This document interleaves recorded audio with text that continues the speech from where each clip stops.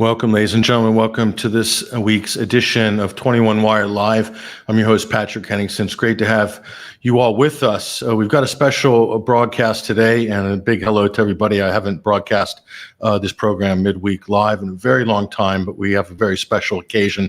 There's a new mini-series which is premiering on the Tucker Carlson Network on TCN. It's called All the President's Men. We've got the trailer here and a special surprise after we show you this little tidbit, but just hang with us for a moment and we'll be able to get you all the details about this new series. It's a 6-part series. Very much looking forward to learning more about it with the director of this series, but here's a little taster of one of the first episodes. They take me to a back room. They say, this is what happens when you work for Trump. From about the moment Papadopoulos joins the Trump campaign, you got all these people all around the world starting to swirl around him. They were trying to frame me for something. I thought this guy is a psychopath. You describe it as almost a Jason Bourne novel. Our country has devolved into what the founders never envisioned, is an empire. They put me in a jail cell. I'm in there with this guy. He tells me it's not so bad. You're going to be eating chicken wings with us on Wednesdays. Guilty. I never heard of Papadopoulos. He was the coffee boy. But it mentions that you got pregnant. Yes. It was a very sad day. I went from paradise to hell. The CIA, MI6, Mossad, what man or woman has the power or the pull to orchestrate that type of momentum? The tides have changed. I've gone from a pariah to somebody who could possibly expose the biggest spying scandal in modern history. That was George Papadopoulos, featured in the first episode of All the President's Men. I'm very pleased to welcome onto the stage Sean Stone. He is the director of this series, which is premiering this week. Let's bring him up right now. Sean, it's great to have you with us for this live broadcast. I mean, that's a pretty gripping trailer for the first episode. I mean, very exciting, especially in an election season. We're coming up right to the heat of the election, right up to November 5th, Sean. But first of all, congratulations for having this aired at this really critical time in U.S. politics. But I want to just give you a chance. I'll give you the stage and just tell us a little bit about how this project came about. Yeah, absolutely. It's been a few years in the making. We actually started this right in 21 with some interviews with Rudy Giuliani. And then we picked it up again this summer, essentially March, April, May. Started doing interviews with Papadopoulos and General Flynn, Roger Stone, Rudy again, Steve Bannon, Tucker Carlson, all featured in this series.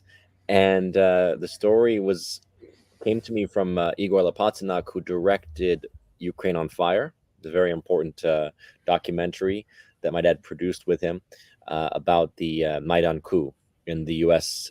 support and the Western influence and support for the coup. And essentially, as we know, a lot of this, that coup gave rise to the war in the eastern Ukraine, gave rise to the current conflict and war with Russia. There's also a lot of Ukrainian influence in the 2016 election, as you'll see in our series. So Igor, I think, having been aware of these things and aware of the hoax, the Russiagate hoax, wanted to tell a story that would connect some dots for people. So what we came up with and what I came to was essentially this conspiracy, not by Trump to join, to work with the Russians, but really this conspiracy to paint Trump as a Russian agent. And they went to great lengths by trying to, by indicting people like Papadopoulos and Flynn and Stone and Manafort and so many others that worked with Trump on his campaign. So Sean, this is a story that hasn't really been aired properly.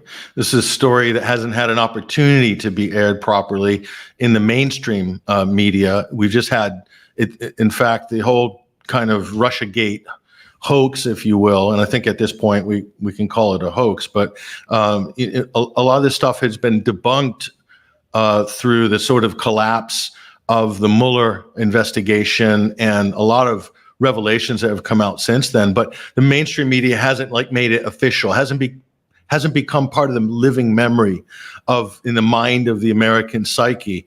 At least it hasn't been put together like this. Yeah. And you've got George Papadopoulos here, who, I mean, if anybody has read his book, which is Deep State Target, had a chance to interview him a couple of months ago, early in the summer on this. But this book is incredible, the sort of real life cloak and dagger story. And you basically bring that to life in the first episode of this series. And this isn't a story that he's been allowed to tell. Because the media just basically portrayed him, mischaracterized him from the get-go and everybody, as you said, in the Trump orbit, as somehow nefarious, as somehow hiding criminal activity. And so as individuals, they really haven't been able to get their story out.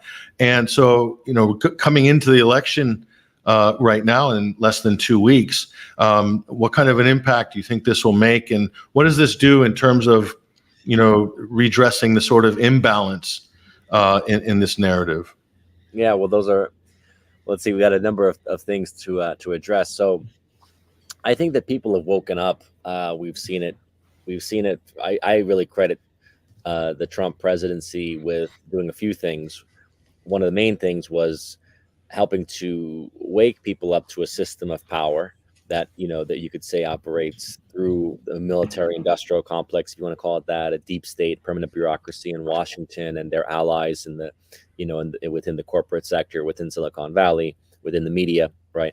And they obviously came together against Trump in 2016 to really, in a way that was clear, right? It was rare to see a presidential candidate and then a president who was so mocked by this establishment. So by becoming a target of the establishment, it became easier for us to identify the enemies of our constitutional republic, and they weaponized the intelligence community against him. I mean, it was a mixture of Hillary Clinton's campaign with, essentially with Barack Obama's blessing, that was painting him as a Russian agent, and then Obama's intelligence community like Clapper and Brennan and others who were essentially facilitating this narrative.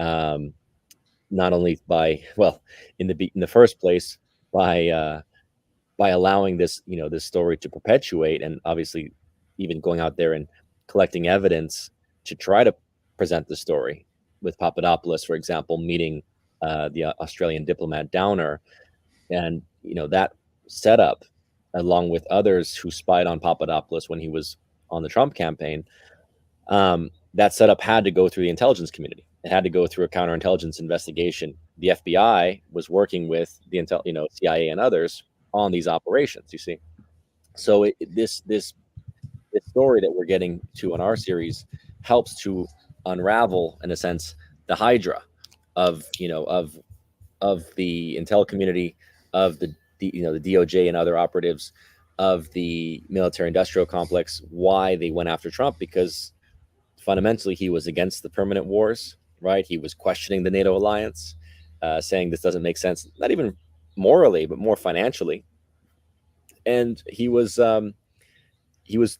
contemplating putting someone like Flynn in to maybe get a better grip on the deep state. When it comes to our intelligence, we're talking about an intelligence and a military establishment that had literally been financing and supporting militarily jihadists in the Middle East and North Africa, from the days of, obviously before Libya, but certainly during the Libya coup, during the Syria war against Assad.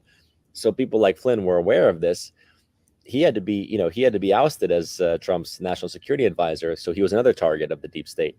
Anyone who supported the idea of a rapprochement with Russia, like Flynn, like Carter Page, like Papadopoulos, were all painted as Russian agents. So again, I think through the course of the series, more than anything, we're giving us a presentation of why Trump was perceived as a threat and who the real enemies of our constitutional republic are. I mean, you mentioned a couple of other names there. Of course, General Michael Flynn. We've got Rudy Giuliani, former mayor of New York, former private attorney for Donald Trump. Also, Tucker Carlson is featured as one of the president's men in one of the episodes. and also Kash Patel, who is a very interesting character. Now, I'm very much looking forward to listening to that interview, having seen interviews with Kash Patel before. So, and of course, Roger Stone, the iconic Roger Stone, who, if you look at Roger Stone's story, Sean, and I'm sure you're going to cover this, they tied him to Julian Assange and WikiLeaks and created this elaborate plot and ran it through a federal trial, I believe, and put Roger Stone away for what was essentially a conspiracy theory that was unproven. It was the most incredible attack. But elaborate on that, because I know that's coming up in the series, the Roger Stone episode. Roger Stone episode is fascinating. Roger, as you know, is he's a character. He's certainly been a political operative. He's done many. He's notorious for dirty tricks when it comes to politics. His fascination with, like all of ours, with WikiLeaks when they started dropping Hillary Clinton emails, and not her personal emails, but let's say Podesta and before that, what was it, Deborah Wasserman Schultz, right, and who was then the head of the DNC at the time of the convention. And the WikiLeaks came out right before the DNC convention in 2016, and essentially showed that the DNC was conspiring against the DNC establishment, was conspiring against Bernie Sanders, to basically keep him from being the nominee of the Democrat Party. Wow, the DNC is corrupt. Well, who would have thought, right? We've never seen more recently. We haven't seen the DNC basically put out Joe Biden as their candidate and then yank him and replace him with Kamala Harris. I mean, come on, the DNC is corrupt. So the point was WikiLeaks dropping emails had made WikiLeaks a target and Assange an enemy of the Clintons, of the deep state. And so, they had to paint him, Hillary's campaign, created a narrative that he was working for the Russians, right? She called it Russian WikiLeaks. And he must be working for the Russians. It can't be that Julian Assange was horrified by Hillary as a warmonger, right? No different than George Bush. I mean, literally, Hillary was on that same level. She voted for the second Iraq war and the invasion. She said, Saddam had WMDs, all that kind of narrative. She pushed for the overthrow of Gaddafi, supporting jihadists in Libya, as we talked about. She pushed to support jihadists in Syria against Assad. She was a warmonger. So, of course, Julian Assange didn't like her. He doesn't have to be a Russian agent. And the point was that when Assange dropped those emails, Roger contacted people like Jerome Corsi, who we interview, and Randy Credico, who was a liberal, leftist, but also a friend of Roger's. And they both had, Corsi didn't have ties to Assange, except he had a buddy in England, Ted Malloch, who knew Assange. So Roger is, pestering Jerome, what's going to happen? When's the next email is going to come out? Assange is saying he's got more stuff on Hillary, right? Like, when are the next ones coming out? So of course Roger says, I've got a tie to Assange. He's got Corsi, who's got somebody. He's got Credico, who knows the lawyer, I guess, one of the lawyers of Assange. And Credico had Assange on his show, on his podcast, to talk directly. So, of course, Roger says, I've got ties to Assange. Yeah, I mean, sure, I've got ties to Assange, too. It doesn't mean I know Assange. All of us have, we can reach out to somebody who's, either works with or has worked with Assange. So that's the lingo, right, of having access. So as a result of Roger saying these things, they had to create this narrative first it was the Mueller investigation, which failed to find this, right? They could not prove that there was any direct conspiracy by Roger to influence the election by getting Assange to drop emails or having any, this wasn't Roger's job. It was Assange's. Assange as a journalist, as someone who didn't like Hillary, Assange had his own plan, which was to drop the Podesta emails a few weeks before the election in October. And the Podesta emails, that's what spawned the Pizzagate theories. It spawned a lot. I don't think that the Podesta emails necessarily lost Hillary Clinton the campaign. But the point was that they had to, after she did lose in 2016, they had to then go after any connection that they could try to say was linked to Russia. And so Roger Stone basically saying that Assange was dropping emails, and that maybe people speculated. A lot of people thought that it was going to be Podesta because he was the campaign chairman. So he may have been told that Podesta emails were going to be dropped, but fundamentally he wasn't influencing Assange to drop the emails. So that they couldn't get him on a conspiracy charge. They ultimately get him. What was it? It was probably lying. I mean, it was probably lying to Congress or something. Yeah, the exact. Literally, they generally get people on is like, well, you didn't acknowledge this or that or the other, and that's how they get you. It's a completely bogus charge because, again, he had the documentation, and when he was charged by the judge, I'm sorry, in the federal trial with lying, they wouldn't allow him to show his text messages with Credico, basically telling him, big things are coming. This is going to end. This is kryptonite for Hillary, because Credico had heard this from Assange's lawyer or whoever it was in Assange's sphere that told Credico this, and Credico told Roger. So again, it was like they charge him with lying, and they charge him with threatening Credico because Credico actually took the Fifth Amendment. Yeah, witness intimidation or something like that. Roger's like, fuck you. I'm gonna take, we're gonna seize, we're gonna take your dog, because Credico is like that's like his lover is, that's his it was one relationship, right? It's like, you're gonna take your dog from you for lying, you son of a bitch, and not standing up for me. And then Credico freaked out, and it's really funny because we capture some of this in the document, the story. It's so wild, some of these characters. I can't wait to hear this, to see how you've laid the story out. I mean, they kind of sacrificed Roger Stone on the altar of the whole Russian conspiracy, because they used really him to kind of create that link that the Russians hacked the DNC servers and took those emails and gave them to WikiLeaks. And so ergo, WikiLeaks and Assange were working with the Russians to interfere in the US election. Even last week, the New York Times and the Washington Post publishing articles saying when Russia interfered in the 2016 election, they still talk about it as if it actually happened. Yeah. And they kind of, Roger was, basically used as cannon fodder in the end to keep the Russiagate, the Russia connection going, tying WikiLeaks to the election. Well, it wasn't really. I mean, Rogers, even if that were true, let's just say like that were true, that the Russians hacked the DNC emails. If that was true, which again, there's not evidence that there is. We've got it, and you'll see in the series why. We even have Cash talking about this. When they got the head of CrowdStrike, who got the servers or whatever and analyzed it, they don't have any evidence that this was actually done by a hack. So let's just say it was true that the Russians had hacked the DNC emails and given that hacked information to Assange. Okay, so how Roger Stone has no connection to that triangle. You see, right? And that's what's so wild about it, was that they had to then say, well, if Roger in any way knew.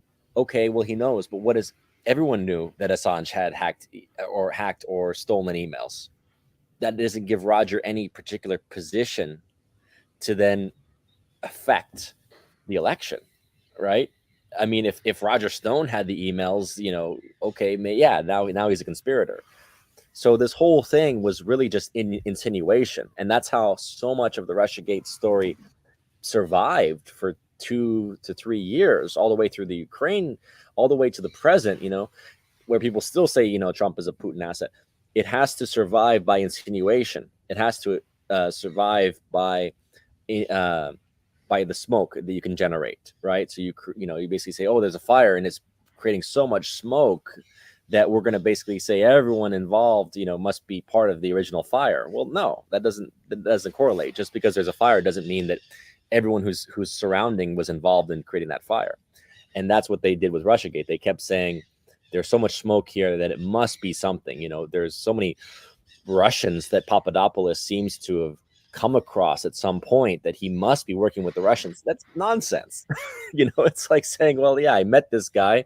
That doesn't make me a Russian agent, right? You cannot just create the correlation is not the causation. So that's oftentimes conspiracy theorists can fall down that rabbit hole. In this case, it's the Democrats that fell down this rabbit hole. Just every correlation was what they, as one FBI agent, it was collusion clue. If there, if anyone was in the vicinity of a Russian, it became a conspiracy. Oh, and also the issue of Seth Rich, I believe you've touched on this in one of your episodes, or it has come up. This is like more or less a third rail in terms of media, and then nobody wants to really go there. Nobody wants to talk. Is that something that you've explored? Touch upon it. Well, yeah, we touch upon Seth Rich because going to that question of what actually happened. So let's, again, let's just say, if the Russians did hack, so what? That's not election interference. That's a hacking job. DNC emails is not the election. This is where it gets interference. What does interference mean? Election interference is going and affecting voting machines. That's real election interference, right? Sending in fraudulent ballots. That's election interference. Putting out information that you don't like is not interference, right? That's what they want to do. They have created this narrative. And I saw this when I was working at RT at the time, because I was hosting a show watching the Hawks at RT. RT was the major sort of conspirator in the intelligence community's assessment. It was mostly the RT shows that were blamed for interfering in the election. Well, according to their notion of interference, if we did stories on things like Libya or Syria or the Yemen bombings, and we basically in any way were saying, Democrats were warmongers or Hillary was a warmonger, that was considered interference. That's the problem. That's not interference. That's sharing information. If you don't like the information, you can't say that you're interfering with an election because you're sharing information that you don't like.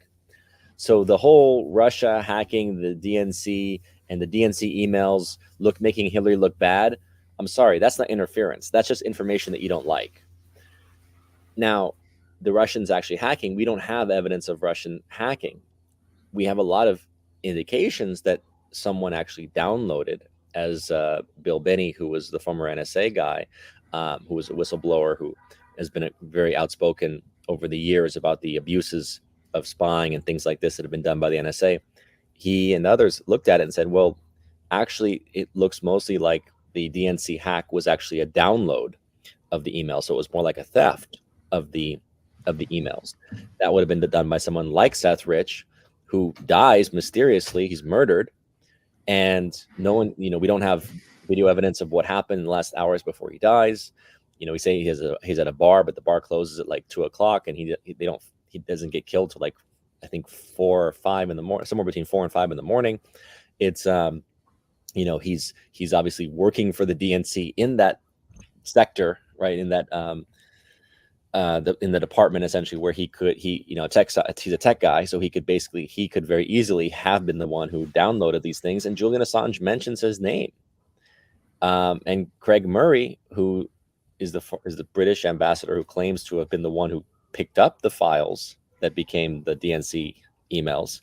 Craig Murray said he went to Washington, he got the files, he didn't get it from a Russian, and we don't know.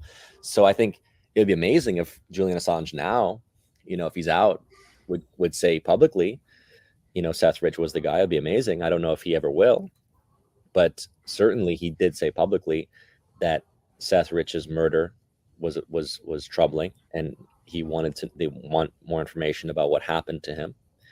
And that's curious. Why would Assange mention Seth Rich's name? Yeah, absolutely. Absolutely. So there's a lot of unanswered questions. I'm sure some people have the answers to some of these questions, and they haven't yet made those public. And we hope that, what you're doing here and what other journalists have done over the last, 8 years or so, that some of that is going to maybe put a little more pressure to make those things public. And so, everybody wants to know what the truth is. Everybody wants to know what actually happened and who's responsible for what, because I think we got just the opposite of that since 2016. Michael Flynn, another incredible story, again, being surveilled by the FBI, by the deep state, through the Pfizer warrant process, And then again, no, they had no FISA on him. They didn't have a FISA on Flynn. It was indirect surveillance because they were spying. Exactly. So what happened was they were spying on his call with the Russian ambassador, which already brings all kinds of red flags that no one talks about. And as you said, he was unmasked, which we don't even get into that, but they essentially, they're supposed to protect US citizens. In this case, the Obama administration unmasked his name so that, essentially more people could then know that it was actually Flynn having that call with the Russian ambassador, which again, it's so incredible because this is like a whole, this is a whole new world we're in. You imagine in like 1970, Kissinger, or let's say 1968, whatnot, Kissinger's coming in as national security advisor and he's calling or he's talking to the Russian ambassador and it's being spied on. And then it's being leaked and said, oh, well, he's, and they're leaking information that's false saying, oh, he's making promises to the Russians that, that we don't like. And, he must be compromised. He must be a Soviet agent. I mean, that never would have happened in that time because Kissinger was part of the establishment, right? But because it's Flynn and he's not part of the establishment and he makes a phone call, which is his job and duty as the incoming officer. I mean, Obama and Biden and everybody's like, can we charge him with the Logan Act? Which is like crazy. I mean, literally, it's the Logan Act is basically saying it's a citizen who's, goes back to like 1800. It's like if a citizen goes around the U.S. government basically to do policy, to influence our policy, without our permission, essentially. No one gets, I think there's been like 1 or 2 prosecutions in all, the 300 years, essentially, 200 plus years of the Logan Act. But they were talking about this because they were thinking about anything they could throw at Flynn to get him out as a national security advisor. And the series is All the President's Men, premiering on the Tucker Carlson Network on TCN this week, directed by Sean Stone, 6-part series. And this is an incredible piece of work. I mean, Sean, one of the things that, I think about when I look at this is, how stuff becomes consensus reality when it's been given that kind of mainstream treatment. And then America, middle America, mainstream America will sit back and say, yes, that's what actually happened because I saw it on 60 Minutes, because Dan Rather reported on it, because the papers of record confirm that that's the case. All of those things that we grew up with have all been shattered in recent years. And I think part of that's because of the really poor performance by the mainstream media, who've been caught out time and time again, just basically producing fabricated reporting, fabricated news. And this really hit its peak in the run-up and through the 2016 election and the Trump's first term. And I wonder what it would be like if this series that you've produced, this great 6-part series, if this had run on CNN, or if this had run on, think of, Vice News, even HBO. But it's not. It had to wait, and it had to wait for a vehicle. I think you found a vehicle here with this new network, Tucker Carlson's network, that will put content like this out and does have a pretty wide audience. But if this series had come out right in the aftermath of the 2016 election, or let's say 2018, 2019, before the 2020 election, on a mainstream network, what kind of an impact do you think that would have on mainstream consciousness? Well, when you say mainstream, I don't know what's mainstream anymore. I think of it, we're so we've divided into different realities. I mean, there are those who still swear that the COVID vaccines are effective and safe. They do. I mean, that's, and you want to call that mainstream? I don't know if that's mainstream, but that's a certain segment of the population that believes that. There's a certain section of the that same section, I would say, probably believes that, women can become men. Although they might be backtracking just a little bit there, but that transitioning children is safe and effective too. These are different versions of reality. I don't think it's mainstream anymore. I don't think it's mainstream to think that CNN is accurate. I think the CNN is kind of, lost, I think, all media. If you look at the numbers, there's this majority of people distrust media in general, mainstream media, so-called mainstream, legacy media, if you want to call it.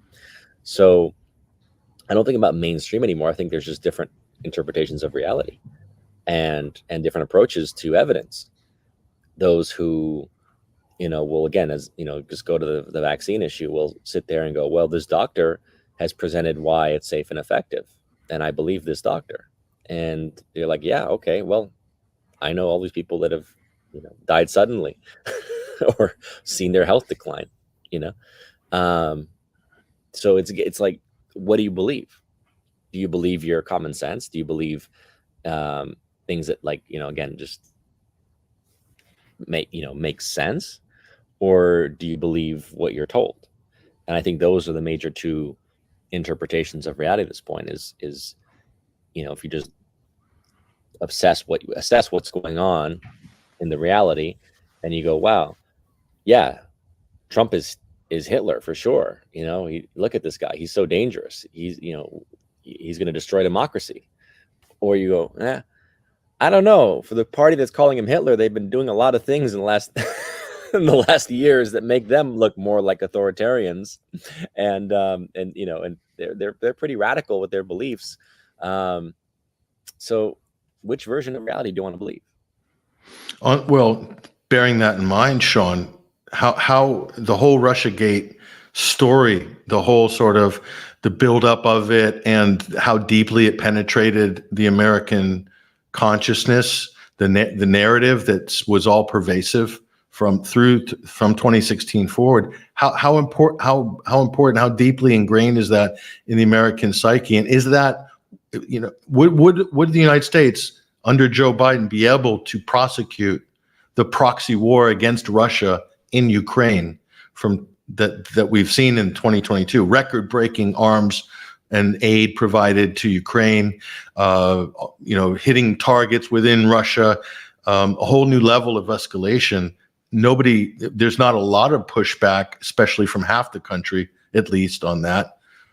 Almost all Democrats, most Republicans are kind of going along with it. Many mainstream rhinos, you could call them.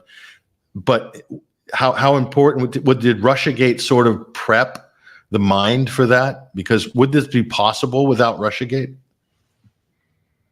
Oh yeah, I don't think you need Russiagate to get to that, because we already saw the Cold War brewing with 2014 with even before, but really with the Maidan coup. From that point forward, it was, everything was Putin is bad. So certainly it helped. Obama's intelligence community assessment saying, Russia interfered in the 2016 election, whatever that meant, which was, again, the evidence was nonsense. It was like RT. It was like, Russia Today's, reporting was interference. I mean, that's ridiculous.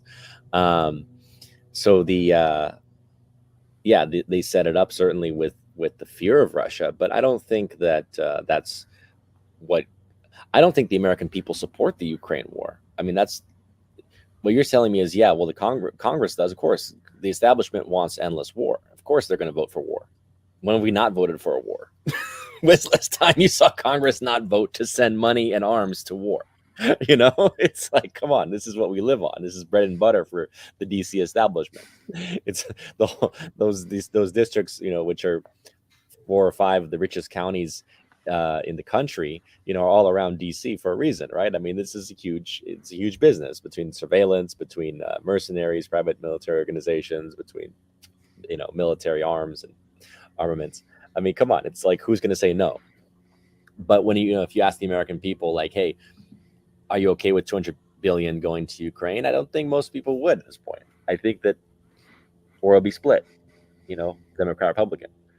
Are you okay with, now, if you ask them this, are you okay with potentially escalating to World War III over Ukraine's sovereignty, so-called?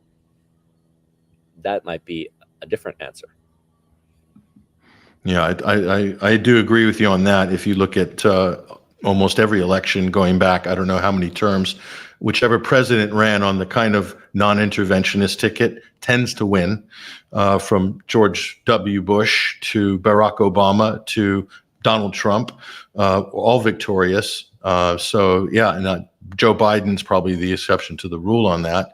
But however, the one episode in your miniseries that a lot of people are going to be, I think, could be one of the most compelling.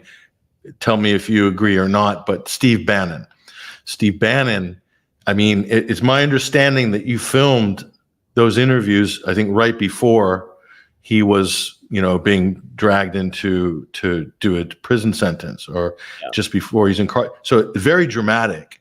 And just from, some of the little outtakes that I've seen in clips and so forth on that. And he was in the other film, which Igor Lopatnik did, Hunter Biden's Laptop, A Requiem for Ukraine. Yeah. Very dramatic. And Bannon is the consummate insider. So he was head of the communications for the Trump campaign. He's right in there with everybody from Washington, higher ups, Wall Street, internationally as well. So Steve Bannon knows a lot, and I feel like he probably knows a lot more than he has said often on camera. But very combative and very defiant. And it seems like you've got him at a really dramatic time in his story. Yeah. I mean, he's not in a whole episode. He actually is he comments on all of the episodes. His story connects us, more to January 6th, in terms of, why he got, sentenced for this contempt of Congress nonsense when Merrick Garland and plenty of others have, been in contempt of Congress and never seen the inside of a jail, never will. But no, Bannon's more of a commentator. I think that people will be fascinated by each episode in different ways, because the story goes, from this, how do you say, as we deepen, from the Papadopoulos, advisor being set up to paint him as a Russian agent.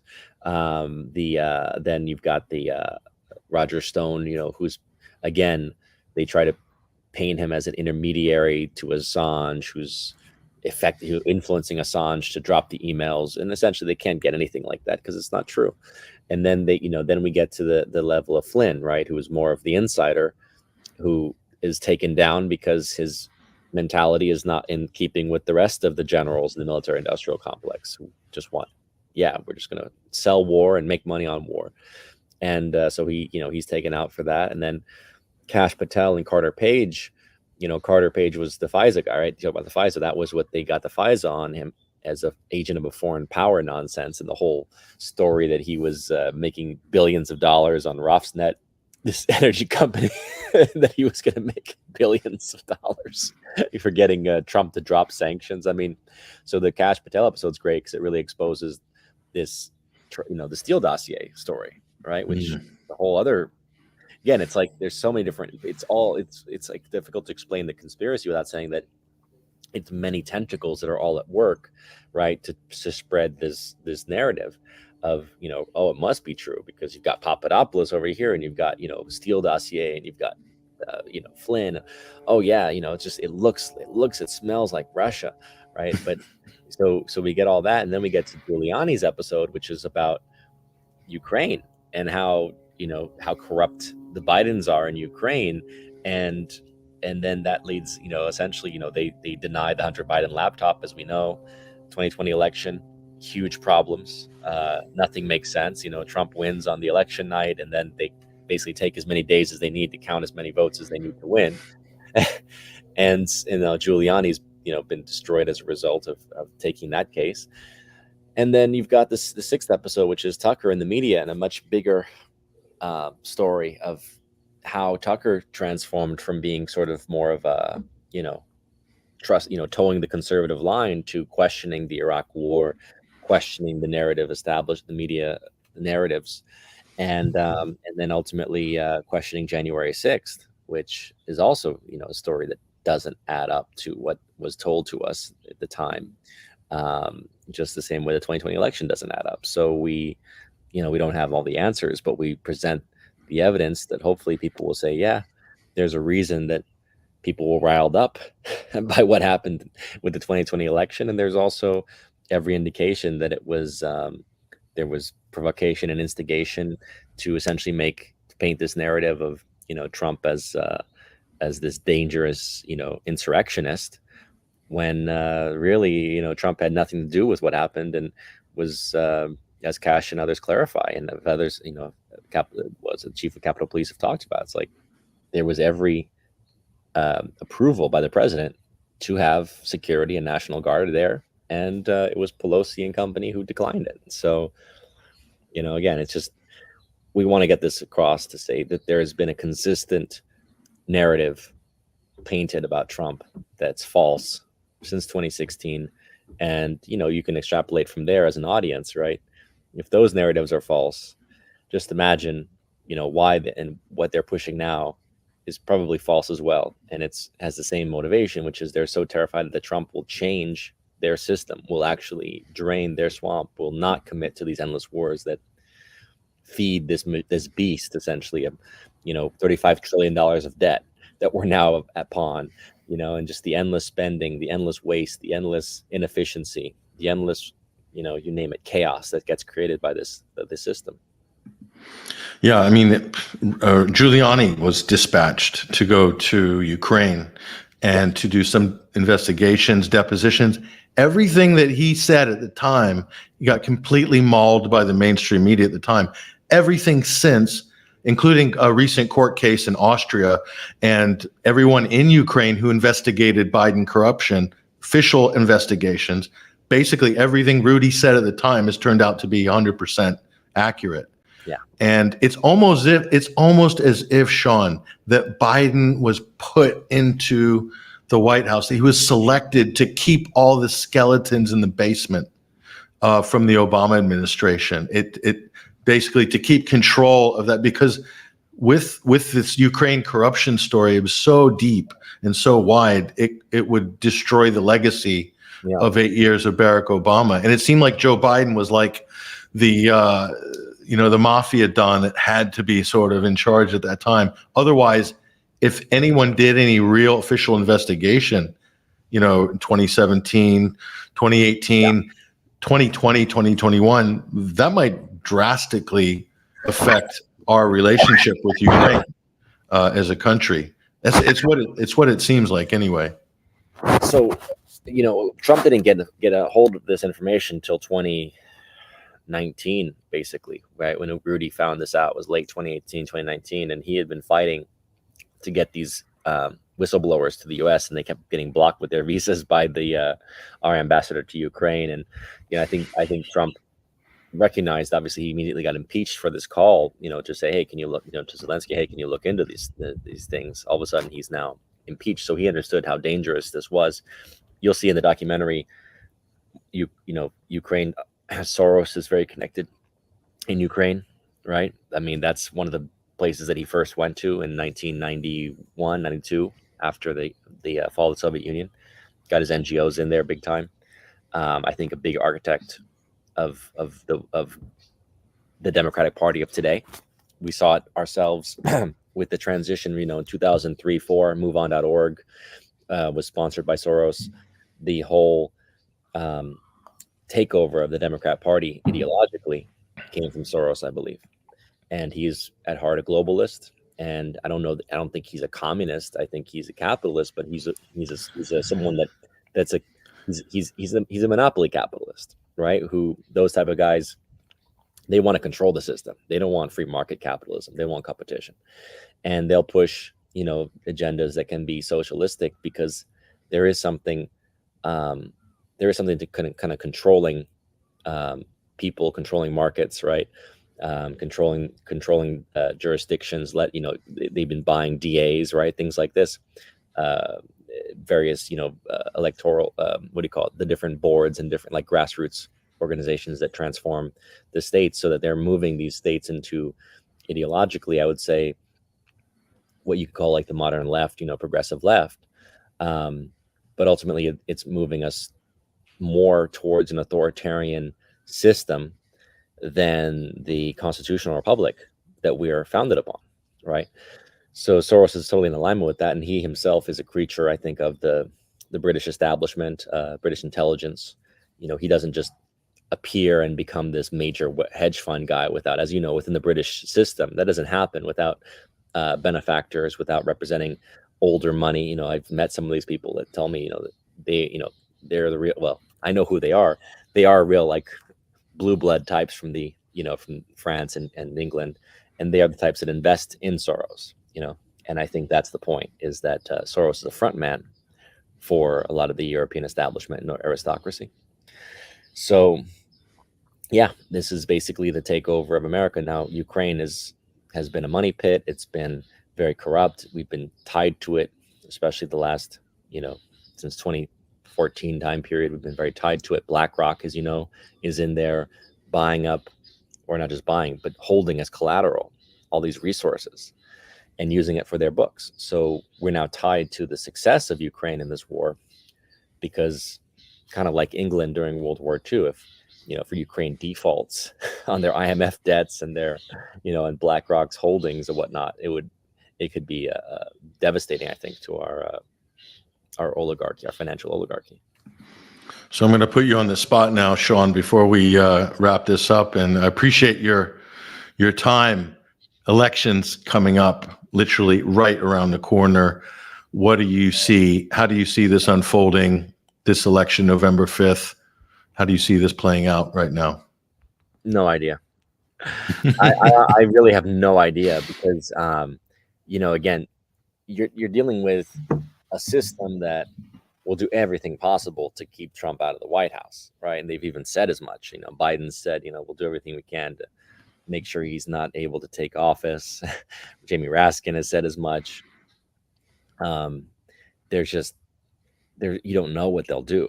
And so here we are, you know, when the polls say that Trump is like leading or ahead slightly, and you're like, oh my God, this is the same polls that said, you know, Hillary was crushing him and Biden was crushing him.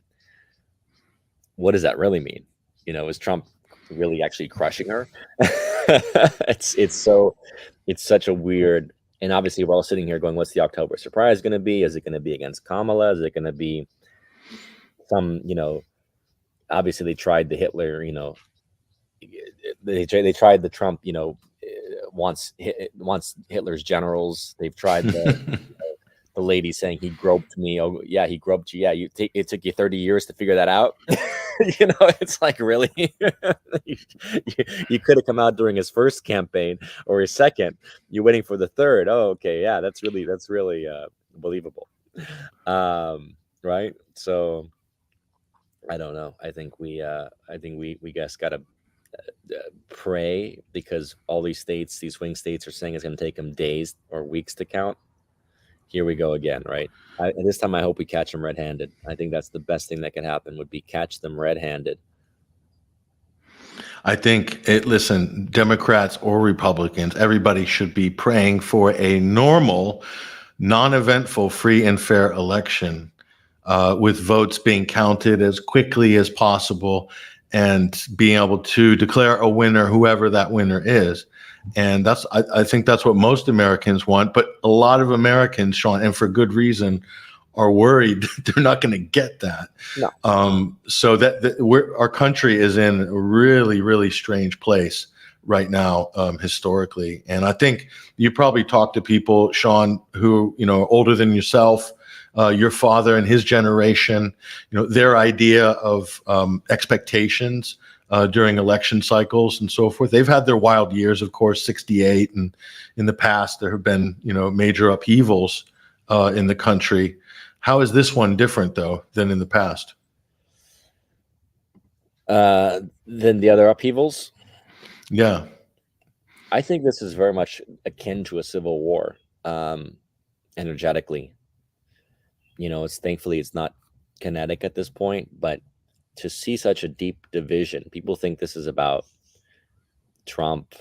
It's not about Trump. Trump represents a return to something that is closer to a constitutional republic, you know, and the things that he's espoused. Now, I don't agree with all the things that, you know, he espouses, certainly, but in terms of the, you know, the essential ideas of taking power out of Washington and bringing it back to the states, you know, and you know, this idea reforming, you know, with Musk, talking about like a government accountability, and transparency, trying to basically bring down this bloated federal government. This is something that, again, is very resonant for people who remember that we are a constitutional republic. We never had this expansive, massive federal government until, the early 20th century, with progressives like Wilson coming in, right? Committing us to these stupid wars like World War I, getting us involved in this whole expansionist imperial enterprises. It starts there. And, Trump even saying like, we should go back to tariffs and get rid of the income tax. My God, what an idea. Could you imagine that would change our country if we actually pulled that off and went back to the constitutional interpretation, which is that they don't have a right to take our income? That's none of this is constitutional. All of this has been, progressive courts, progressive, thinker, the progressive left essentially imposing these things and restraints upon us as a free enterprise society. I mean, the notion of democracy that people keep pushing, I always say, look, the only thing democratic in our reality should be capitalism, where you spend your money. That's the most democratic thing you can have.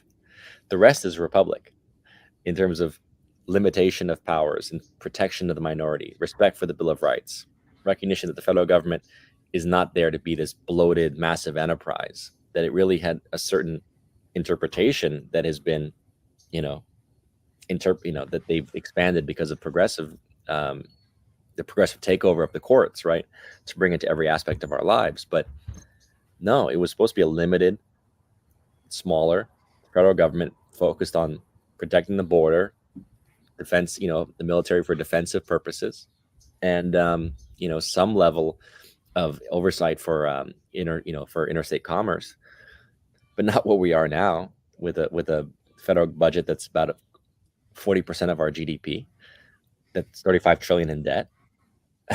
Like it's so crazy what's become. So I think that we're at an existential crisis as a country. And then there's, Trump represents this faction that is not right wing. It's again, constitutional Republicans, people like RFK Jr. and Tulsi Gabbard and Elon Musk, right? And so many others who are just saying, yeah, we don't want a big state that's censoring us, that's trying to, involve itself in all aspects of our life, our businesses, that's trying to tax us with now unrealized gains on top of, all this pay their fair share. I'm sorry, that's very dangerous language. Paying their fair share is very dangerous language, because you're basically saying, well, we need them to pay more to cover the fact that our federal government is 35 trillion in debt. You got the federal government in $35 trillion of debt. You don't deserve more taxes. You're a mess. You can't run a country if you're getting yourself into that much debt.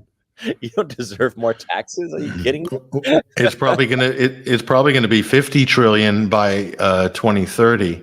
50, some people are projecting at 50 trillion. I mean, it's mind-boggling. Certainly, the brakes need to be applied somewhere. Something has to change. There has to be some rethinking about what the United States is doing, what the federal government is all about, what its purpose is, what its mission is, and sustainability as well. It's definitely not sustainable to be running deficits like this, but that's where the battleground is, Sean. This is where the battleground is, and as you rightly pointed out earlier in this interview, the richest areas in the country are circling around the Beltway in those parts, and there's a reason for that. There's a high concentration of wealth there because a lot of corporations, individuals, people made their fortunes off the fat of the land, i.e. the federal government. So we hope that there'll be a change of course. Certainly a lot of people believe that, and maybe we might see that after November 5th. So we're all sitting back in anticipation. But first of all, thank you again, Sean, and fantastic. Congratulations on this mini-series. It's on Tucker Carlson Network. Again, All the President's Men, 6-part series directed by Sean Stone. Fantastic documentary series, and certainly should be part of the historical record. And I think it will be after it's all said and done. But Sean Stone, thank you very much for joining us on 21 Wire Live. Thank you, Patrick. There he goes, ladies and gentlemen. That is Sean Stone. Again, check out the Tucker Carlson Network. I mean, that's the kind of content they're putting out. I think that's the first major series, or one of the first major series, a great documentary series, All the President's Men, that's out there now. So this is good content. This is what I think people need to see to set the historical record straight.